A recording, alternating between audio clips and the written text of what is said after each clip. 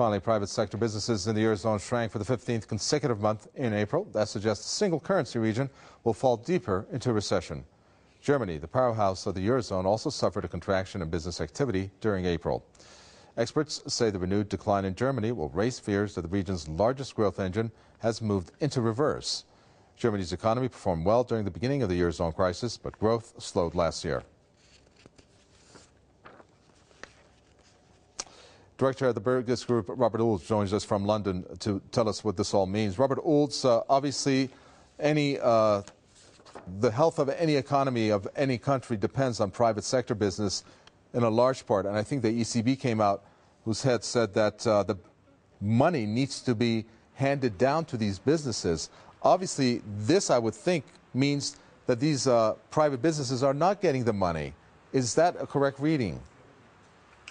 Absolutely, yes. If the public sector is reduced during a time of economic difficulty, then there will be a knock-on effect on the private sector, and it's ultimately the private sector which drives growth within an economy. But of course, if there's cutbacks in public expenditure, if there's tax rises, all to deal with bailing out the euro, then of course there will be a contraction in public sector economic output, which will just mean that there will be less economic activity, there will be more unemployment, and then the spiral continues. The downward spiral of less economic growth and more unemployment just continues, and they're all self-reinforcing. So really the eurozone is in major difficulties, and with Germany now suffering because of course their export markets across the eurozone are drying up, there's some serious difficulties ahead.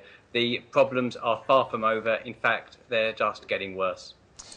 And the predictions made by various officials from various organizations have said that 2013 and maybe through to 2014 is their estimate of how this contraction is going to continue, perhaps.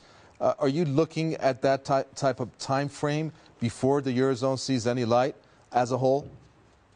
Well, the eurozone will not see any light until, of course, the euro itself is broken up into its constituent parts. Really, the euro, the EU single currency, is at the core of this issue. It actually harms economic growth, but now for pretty much all countries within the eurozone, and its impact is spreading beyond the eurozone into other EU states as well. It is a major drag on world economic growth.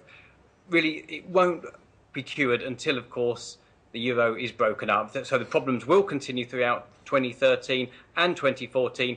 Some people think it may end by then, but it won't. It will continue until there is a major shift. If the current policies continue of austerity, where there's cutbacks in public expenditure, tax rises, coupled with, of course, the problems with the euro, then these problems will continue ad infinitum. They will just continue going on, and there will be less and less economic growth and more unemployment, which is a vicious circle that will just continue until there's a radical change.